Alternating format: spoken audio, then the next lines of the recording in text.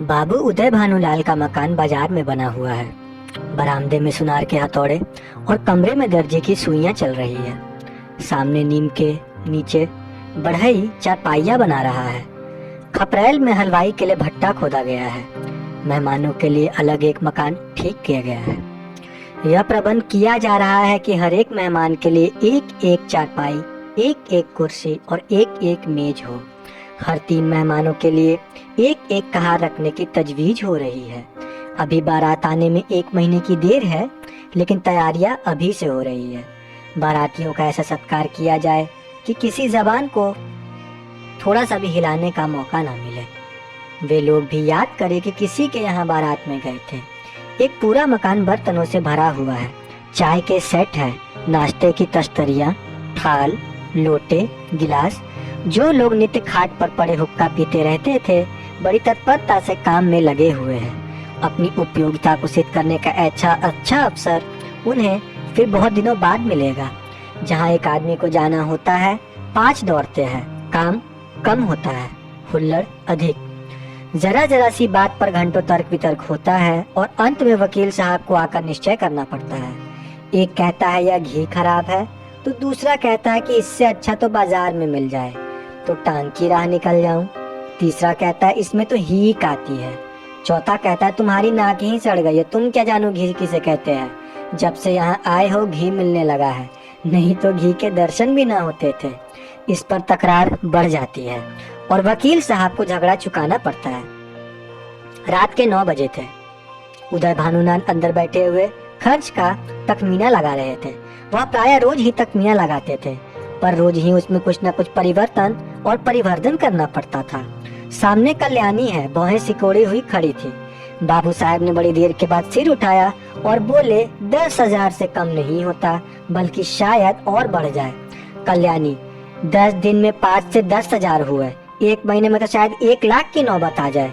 उदय भानु, क्या करूं, जग हसाई भी तो अच्छी नहीं लगती।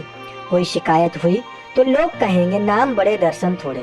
फिर जब वो मुझसे दहेज की 1 पाई नहीं लेते, तो मेरा भी यह कर्तव्य है कि मेहमानों के आदर सत्कार में कोई बात उठा के ना रखूं।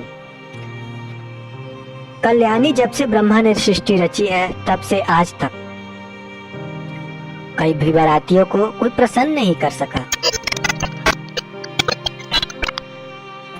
वीडियो में आए अवरोध के लिए मैं क्षमा चाहती हूँ। कल्याणी बोलती है, जब से ब्रह्मा ने सृष्टि रची तब से आज तक कभी बारातियों को कोई प्रसन्न नहीं कर सका।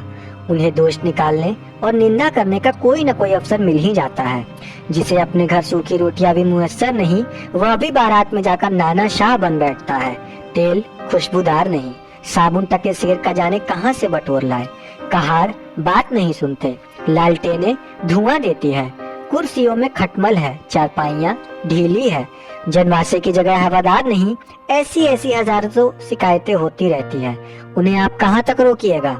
अगर यह मौका ना मिला तो कोई और ऐब निकाल लिए जाएंगे। भाई, यह तेल तो वेश्याओं के लगाने लायक है, हमें तो सादा तेल चाहिए। जनाब, यह साबुन नहीं भेजा है, यह अमीरी की शान दिखाई है, मानो हमने साबुन देखा ही नहीं। ये कहार नहीं, यमदूत है। जब देखिए सिर पर सवार लालटेनें ऐसी भेजी है कि आंखें चमकने लगती है। अगर 10-5 दिन इस रोशनी में बैठना पड़े तो आंखें फूट जाए। जनभाषा क्या है, अभागे का भाग्य है, जिस पर चारों तरफ से झोंके आते रहते हैं। मैं तो फिर यही कहूंगी, बारातियों के नखरों का विचार ही छोड़ दो। उदय भानु, तो आखिर तुम मुझे क्या करने कहती हो। कल्याणी, कह तो रही हूँ, पक्का इरादा कर लो कि 5,000 से अधिक न खर्च करेंगे। घर में तो टका है नहीं, कर्ज ही का भरोसा ठहरा। तो इतना कर्ज क्यों ले लो कि जिंदगी में अदा ना हो। आखिर मेरे और भी तो बच्चे हैं, उनके लिए भी तो कुछ चाहिए। उदय भानु, तो क्या आज मैं मारा जाता हूँ। कल्याणी, जीने मरने का हाल कोई नहीं जानता। उदय भानु, तो तुम बैठी यही मनाया करती हो क्या। कल्याणी, इसमें बिगड़ने की तो कोई बात ही नहीं है। मरना एक दिन सभी को है, कोई यहाँ अमर होकर थोड़े ही पाया है।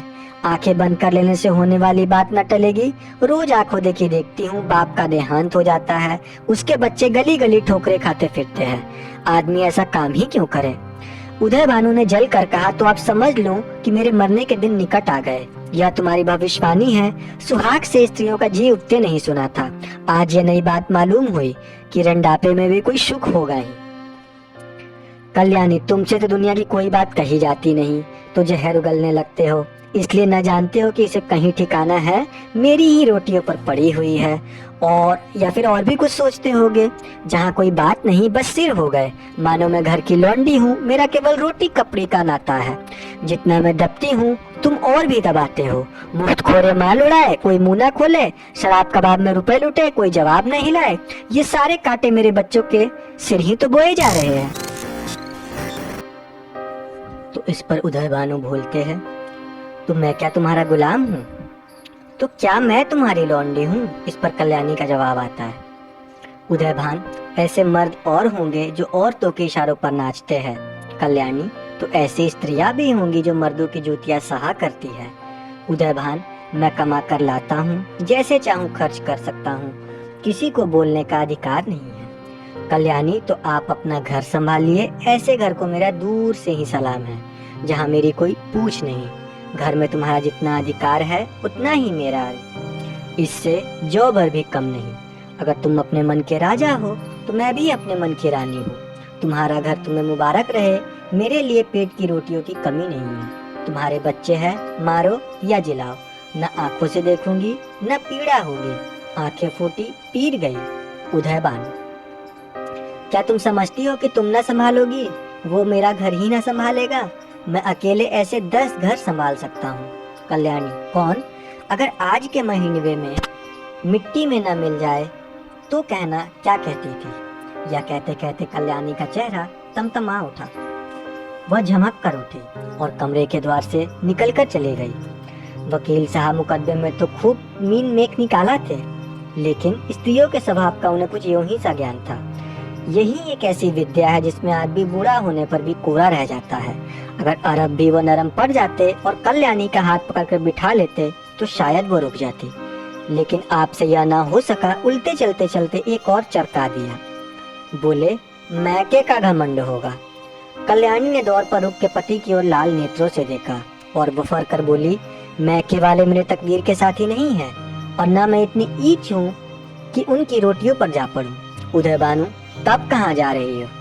कल्याणी, तुम्हें यह पूछने वाले होते कौन है? ईश्वर की सृष्टि में असंख्य प्राणियों के लिए जगह है, क्या मेरे लिए कोई जगह नहीं है?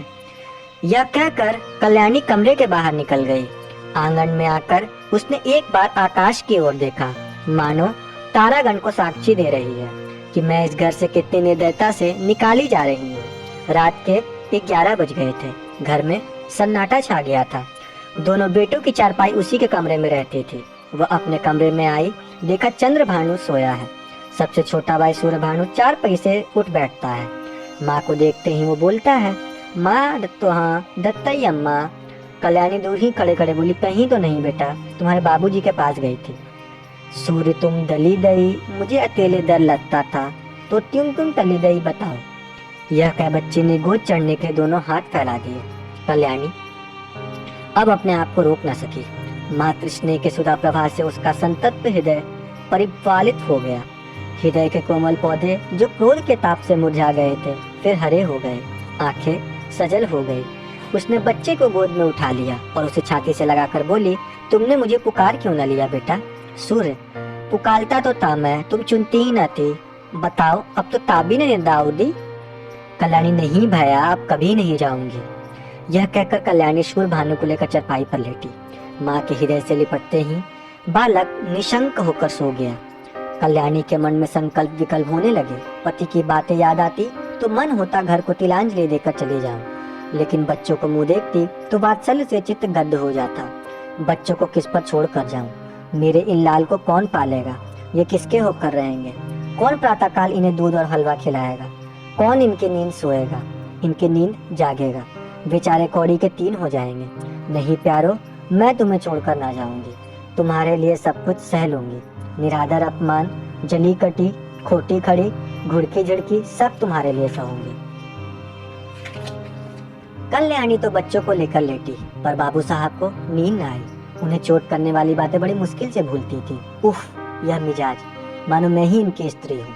बात मुंह से निकालनी मुश्किल है। अब मैं इनका गुलाम होकर रहूं?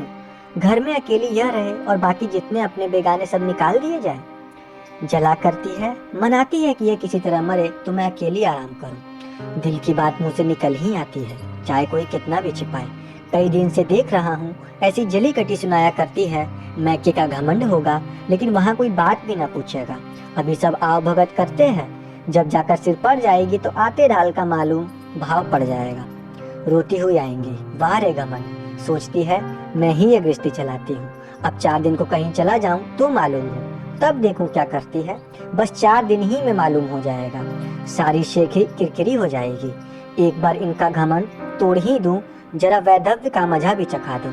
न जाने इनकी हिम्मत कैसे पड़ती है, मुझे यूं कोसने लगती है। मालूम होता है प्रेम इन्हें छू भी नहीं गया, समझती है यह घर से इतना चिमटा हुआ है कि इसे चाहे जितना कोसो टलने का नाम न लेगा।